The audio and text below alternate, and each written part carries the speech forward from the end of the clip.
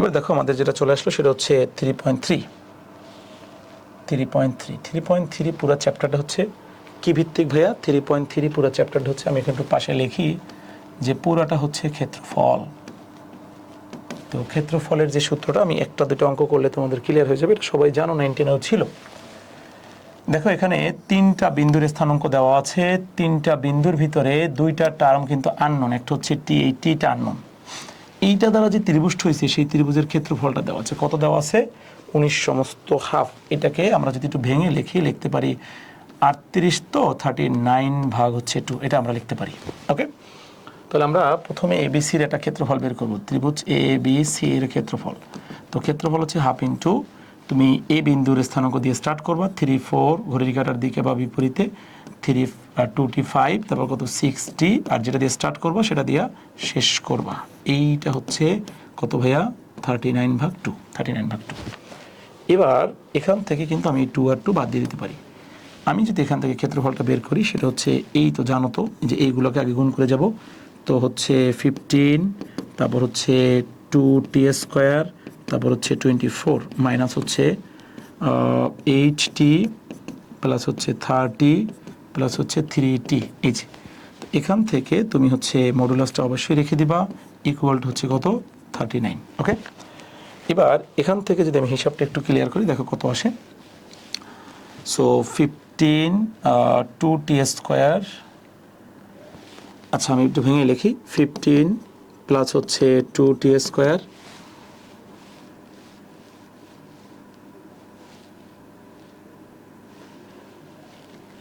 দেখো 15 প্লাস হচ্ছে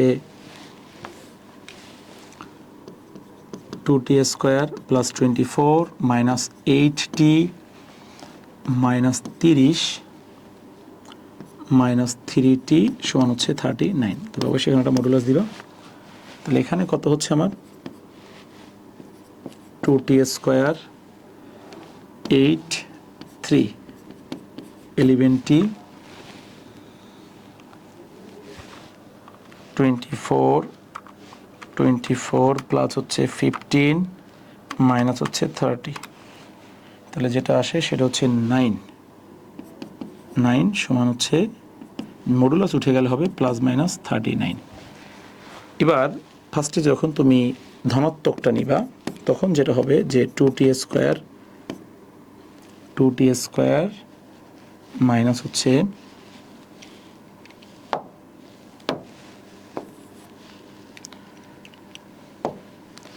2t² minus হচ্ছে 11t প্লাস 9 সমান হচ্ছে 39। এখন এখান থেকে তুমি ক্যালকুলেশন করলে টি এর দুইটা মান পাবা, সেটা হচ্ছে -2 এবং 15/2। কিন্তু তুমি যখন মাইনাস নিয়ে করবা তখন টি এর দুইটা কমপ্লেক্স নাম্বার পাবা, কি পাবা? আই যুক্ত। সো এই কারণে এটা অ্যান্সার লেখা হয় না, এটাই আমার হচ্ছে উত্তর। ক্লিয়ার? তাহলে ক্ষেত্রফল বের করার টেকনিকটাই হচ্ছে এটা, সেটা ত্রিভুজ থাকুক চতুর্ভুজ থাকুক সেটা। এবং যদি আবার বলা হয় যে পরের ম্যাথটায় যদি আমরা যাই, একটু দেখো,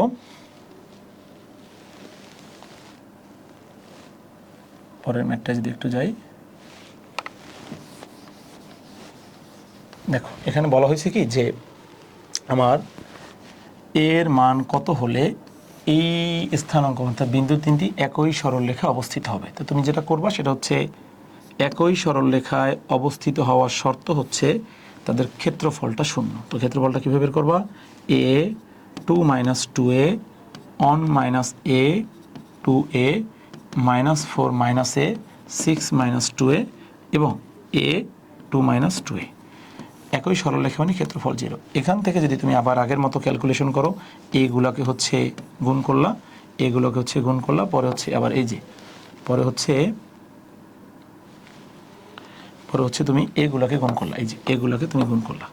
তো স্বাভাবিকভাবে ক্যালকুলেশন করে এখান থেকে এ এর যে মান পাবা এটাই হচ্ছে উত্তর।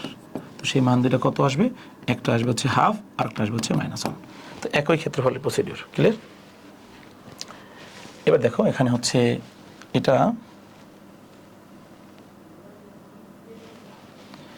এখানে একটা ত্রিভুজের শীর্ষবিন্দুর স্থানাঙ্ক আছে, ত্রিভুজটির কি নির্ণয় করতে বলছে? ক্ষেত্রফল। এটা আমরা একটু কমপ্লিট করি।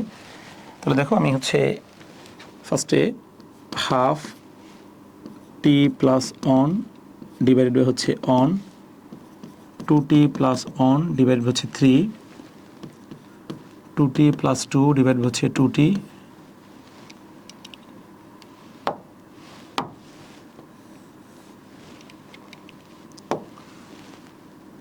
t plus on divided by হচ্ছে অন। এটা হচ্ছে ক্ষেত্রফল। তবে যদি ক্ষেত্রফলটা বের করতে চাই তাহলে হচ্ছে আমার প্রথমে এটা দিয়ে আমি একসাথে যদি গুণ করে ফেলি, 3t প্লাস হচ্ছে 3, দেন হচ্ছে কত, দেন হচ্ছে আমার 4t স্কোয়ার প্লাস হচ্ছে 2t প্লাস হচ্ছে 2t প্লাস 2 মাইনাস, এবার এটা দিয়ে এটা যদি আমি গুণ করি তাহলে কত হবে আমার 2t প্লাস অন, তারপর হচ্ছে 6t প্লাস হচ্ছে 6 প্লাস হচ্ছে 2t স্কোয়ার প্লাস হচ্ছে 2t। ওকে, এবার হাফ, তাহলে কত হয় একটু দেখো, যে 2 4 3 7, তাহলে হচ্ছে 4t square plus 7t plus হচ্ছে 5 মাইনাস, মাইনাস হচ্ছে 2t স্কোয়ার, মাইনাস হচ্ছে 2t স্কোয়ার, তারপর হচ্ছে 68 10 হচ্ছে মাইনাস 10, তারপর হচ্ছে মাইনাস 7। ওকে, তাহলে এখানে আমরা যেটা পাবো সেটা হচ্ছে 4টা থেকে 2টা গেলে থাকবে হচ্ছে 2টা, 2t square 7t minus 10t, তাহলে মাইনাস 3t ভাইয়া, 5 মাইনাস 7 মাইনাস 2। এইটা হচ্ছে আমার উত্তর। দেখো এখানে কিন্তু আমার উত্তর অলরেডি মিলে গেছে। এবার আমাকে একটা কথা বলছি কি, দেখো যে যদি টি এর মান 2 অথবা টি এর মান হচ্ছে মাইনাস হাফ হয় তাহলে বিন্দুগুলো কি হবে, সমরেখ হবে। সমরেখ মানে আমরা জানি ক্ষেত্রফল শূন্য। তাহলে আমি একটা কাজ করি, আমি সমরেখের জন্য এই যে ক্ষেত্রফলটা আমি পাইলাম 2t square minus 3t minus 2 equal to 0, এটাকে 0 ধরে নিই। কেন 0 ধরবো, ওই যে সমরেখ, সমরেখের হিসাবে 0 ধরবো। এখান থেকে ক্যালকুলেশন করলে টি এর দুইটা মান পাবো, একটা হচ্ছে 2 পাবো, আর হচ্ছে মাইনাস হাফ পাবো। এই যে এটা তুমি ক্যালকুলেটর সরাসরি করে ফেলতে পারো। ঠিক আছে, ওকে। এবার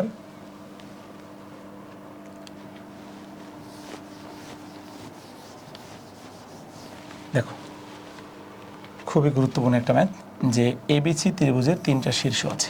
আমি একটা কাজ করি, আমি এখানে ছবিটা যদি একটু আঁকি, ছবিটা যদি আঁকি 5,6, তো 5,6 এখানে একটা বিন্দু ধরে নিই, 5,6 মাইনাস 9,1, তো মাইনাস 9,1 হচ্ছে মাইনাস 9,1 হচ্ছে এই হচ্ছে মাইনাস 9,1, মাইনাস 3, মাইনাস 1, এই মাইনাস 3, এই হচ্ছে মাইনাস 1, এই যে এখানে।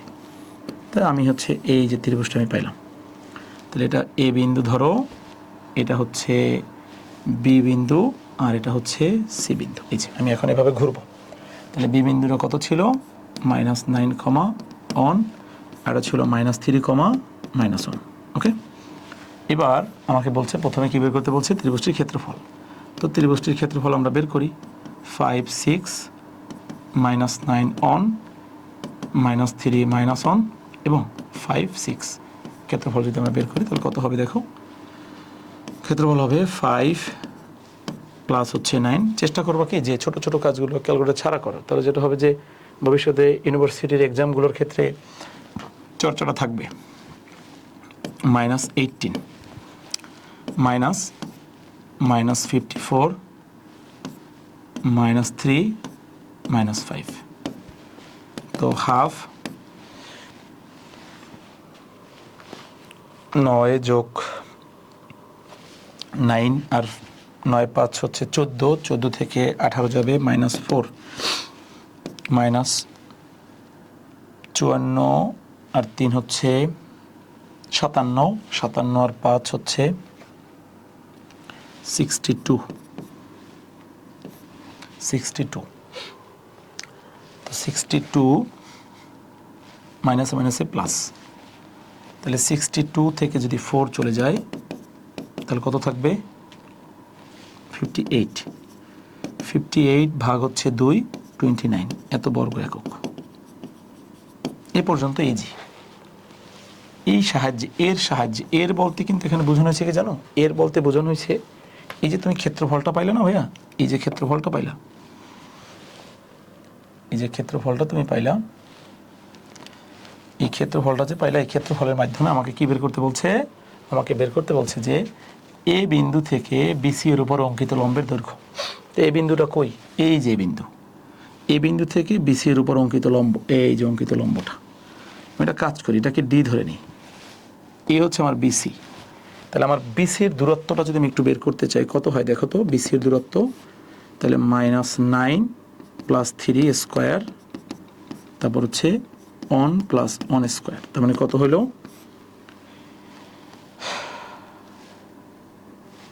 36 প্লাস হচ্ছে 4।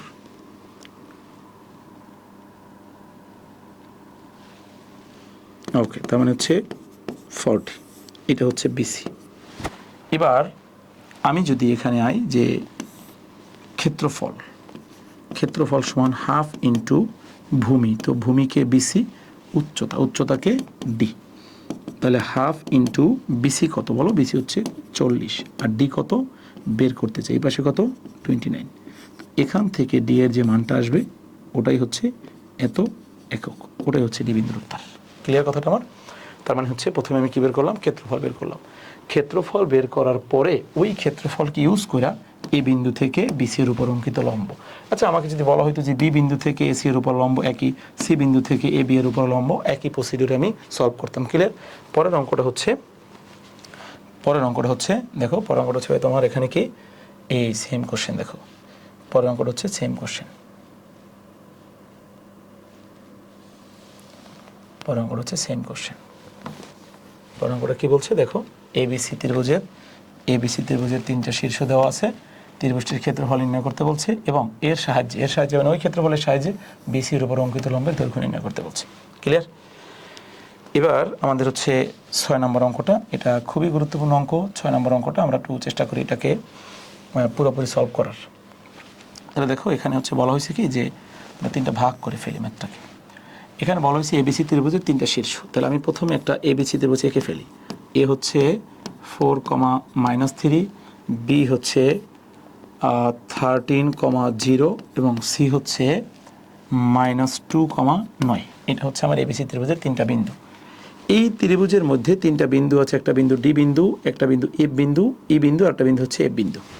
তো আমি প্রথমে যদি এই এবিসি ত্রিভুজের ক্ষেত্রফলটা বের করি, সেটা খুব স্বাভাবিকভাবে ক্ষেত্রফল অফ এ বি সি এটা যদি বের করে ফেলি, সেটা হচ্ছে হাফ 4 - 3 13 0 2 9 4 - 3। তো এখান থেকে আমরা একটা ক্ষেত্রফল বের করতে পারবো। এবার দেখো এখানে বলা হয়েছে কি যে আমাকে এখন ওই যে মাঝখানের বিন্দুগুলো কোনগুলো, এই যে ডি বিন্দু, এই যে ডি বিন্দু, এবার হচ্ছে ই বিন্দু এবং হচ্ছে এফ বিন্দু, এই 3টা বিন্দু আমাকে বের করতে বলা হয়েছে। এই 3টা বিন্দু যদি বের করতে পারি, এই 3টা ত্রিভুজের ক্ষেত্রফল, এটা দিয়ে যে ত্রিভুজটা পাবো তার ক্ষেত্রফলও বের করতে পারবো। তাহলে এই ক্ষেত্রফলগুলো যদি আমি বের করতে পারি, 2টা ক্ষেত্রফল, তাহলে ক্ষেত্রফল 2টাকে আমি ভাগ করে দিব, ভাগ করে কত দেখাবো 3:1। তাহলে এবিসি ত্রিভুজের ক্ষেত্রফল তো আমার সেট করা হয়ে গেছে, বলো এটা কত হবে, হাফ। তাহলে হচ্ছে 0 13 × 9 7, তারপর হচ্ছে -6 -39 0 36, তাহলে কত হবে হাফ 117 বিয়োগ হচ্ছে 6, তাহলে এখানে থাকবে হচ্ছে on মাইনাস হচ্ছে -39 + 36 -3 মাইনাস হচ্ছে +3, তাহলে যোগ 3 14 ভাগ হচ্ছে 2 57। এটা হচ্ছে এটার ক্ষেত্রফল। এবার আমাকে বলা হয়েছে কীভাবে, দেখো ডিইএফ বিন্দুটা আমি বের করতে চাই, তারপর হচ্ছে ক্ষেত্রফল বের করব। তাহলে দেখো এখানে কি বলা হয়েছে, BD divided by DC equal to কত দেওয়া 2, তাহলে 2 মানে হচ্ছে 2/1, তাহলে বিডি ইজ টু হচ্ছে ডিসি সমান হচ্ছে 2:1, তার মানে বি আর সি বিন্দু ডি বিন্দুকে বি আর সি বিন্দু ডি বিন্দুকে 2:1 অনুপাতে কী করছে অন্তর্বিভক্ত করছে। তাহলে 2:1 অনুপাতে যদি অন্তর্বিভক্ত করে তাহলে আমরা এই প্রসিডিউরের মাধ্যমে ডি বিন্দুর স্থানাঙ্ক বের করব। কে করছে বলো? বি আর সি কে করছে ডি, কত অনুপাতে 2:1। তাহলে আমরা ডি বিন্দুর স্থানাঙ্কটা একটু বের করে ফেলি। তাহলে সেক্ষেত্রে কাকে করছে বি আর ডিকে, তাহলে আগে বি এর স্থানাঙ্কগুলো হবে x1 y1 আর m1 হচ্ছে 2, তাহলে হচ্ছে m1 x2 প্লাস m2 হচ্ছে x1 divided by m1 plus m2 কমা হচ্ছে m1 y2 m2 y1 by হচ্ছে m1 প্লাস m2। তাহলে দেখো তো ডি বিন্দু কত হয়, -4 প্লাস 13 বাই হচ্ছে 3 কমা 18 বাই হচ্ছে 3। তাহলে ডি বিন্দু হবে হচ্ছে 3,6। এইভাবে দেখো তুমি এখান থেকে সি আর সিই ইস্টু হচ্ছে ই এ সমান হচ্ছে আবার 2:1। তাহলে সি বিন্দু আর এ বিন্দু ই বিন্দুকে 2:1 অনুপাতে অন্তর্বিভক্ত করছে। আবার সেম সূত্র খাটালে তুমি পাবো হচ্ছে ই বিন্দুর স্থানাঙ্ক। কী পাবা? ই বিন্দুর স্থানাঙ্ক পাবা। এবার আসো ঠিক তেমনিভাবে লাস্টের যে পয়েন্টটা দেখো, এ এফ ইস্টু হচ্ছে এফ বি, এটা হচ্ছে এফ বিন্দু এ আর বিকে, কাকে? এফ বিন্দু হচ্ছে এ আর বিকে কত অনুপাতে অন্তর্বিভক্ত করছে? ওই যে সিমিলার 2:1। তাহলে এখন সেক্ষেত্রেও তুমি এবার একই সূত্র অ্যাপ্লাই করলে এফ বিন্দুর স্থানাঙ্ক পাবো। তাহলে তোমার কাছে কার স্থানাঙ্ক আছে বলো? টি বিন্দুর স্থানাঙ্ক আছে, ই বিন্দুর স্থানাঙ্ক আছে, এখান থেকে এফ বিন্দুর স্থানাঙ্ক হবে। তারপর সেখান থেকে তুমি আরেকটা ক্ষেত্রফল বের করবা ডিইএফ, আর তোমার হাতে অলরেডি আছে ত্রিভুজ এবিসি এর ক্ষেত্রফল। এবার দুইটাকে তুমি ভাগ করবা। তাই দুইটাকে যখন তুমি ভাগ করবা তখন যে অনুপাতটা হবে সেটা অবশ্যই 3:1 হবে। ক্লিয়ার? ওকে, এবার দেখো ক্ষেত্রফলের ভিতরে এটা খুবই গুরুত্বপূর্ণ একটা অংশ, ত্রিকোণমিতির অংশ। তো এখান থেকে আমরা যদি বলি যে 3টা স্থানাঙ্ক আছে একটা শীর্ষ ত্রিভুজের, তো প্রশ্ন করছে যে দেখাও যে আলফা সমান বিটা যদি হয় তাহলে ত্রিভুজটির ক্ষেত্রফল সবচেয়ে বড় হবে, এবং সবচেয়ে যে বড় হবে সেই বড় মানটা আমাকে বের করতে বলছে। তাহলে এইখানে আমরা যেটা করতে পারি সেটা হচ্ছে প্রথমে ক্ষেত্রফলটা আমরা একটু বের করে ফেলি, হাফ। তাহলে আমি একসাথে ডিরেক্ট করে ফেলি 0 0 এ কস বিটা মাইনাস হচ্ছে এ সাইন বিটা, এ সাইন আলফা, তারপর হচ্ছে এ কজ আলফা 0 0। তাহলে দেখো এখানে এরিয়াটা কতটুকু হয় আমাদের, 0 প্লাস হচ্ছে a square cos alpha cos beta plus হচ্ছে 0 মাইনাস এখানে হচ্ছে আবার 0 minus a square sine alpha sine beta plus হচ্ছে 0। এবার এখান থেকে হাফ, দেখো a square cos alpha cos beta minus মাইনাসে plus a square sine alpha sine beta. তুমি একটা কাজ করো, এখান থেকে এ স্কোয়ারটা কমন নাও, তাহলে থাকবে কি cos alpha cos beta plus sine alpha sine beta. তো আমরা জানি cos A cos B plus sine A sine B সূত্র হচ্ছে cos A minus B, half A square cos A minus B. এই হচ্ছে আমার পুরো এরিয়াটা, এই হচ্ছে আমার পুরো এরিয়া। এখন আমাকে প্রশ্ন করছে কি, দেখো যে আলফা ইকুয়াল টু বিটা যদি হয় তাহলে ত্রিভুজটির ক্ষেত্রফল সর্বোচ্চ হবে। তাহলে আমাকে একটা কথা বলো তুমি, এই যে মানটা, এই যে ক্ষেত্রফলটা, এটার মান যে সর্বোচ্চ হবে সেই পুরো ব্যাপারটা ডিপেন্ড করবে কার উপরে? কজের উপরে। তো আমরা জানি কজের সর্বোচ্চ মান কত? 1। তাহলে সর্বোচ্চ মান কখন 1 হবে? যখন কস থিটার মানটা 0 হবে। তাহলে এইখানে আলফার জায়গায় বিটা বা বিটার জায়গায় আলফা বসাইলেই দেখো কেবল কস 0 হয়। তাহলে আমি যদি আলফা ইকুয়াল টু বিটা বসাই তাহলে আমার এরিয়াটা কত হয়? দেখো হাফ এ square cos alpha minus alpha, তার মানে কস 0, কস 0 মানে 1। তো স্কোয়ার থাকলে আর মডুলাস দরকার হয় না, হাফ এ স্কোয়ার। তাহলে এটাই হচ্ছে সেই বৃহত্তম মানটা। তাহলে বলো আমার কন্ডিশন কি? বৃহত্তম হইতে হলে কি হইতে হবে? অবশ্যই আমার আলফা ইকুয়াল টু বিটা হতে হবে। তাহলে আলফা ইকুয়াল টু বিটা যদি হয় তখন আমার এটা হচ্ছে সর্বোচ্চ হবে, সেটা আমরা দেখাতে সক্ষম হলাম এবং সেই সর্বোচ্চ মানটা আমরা বের করলাম।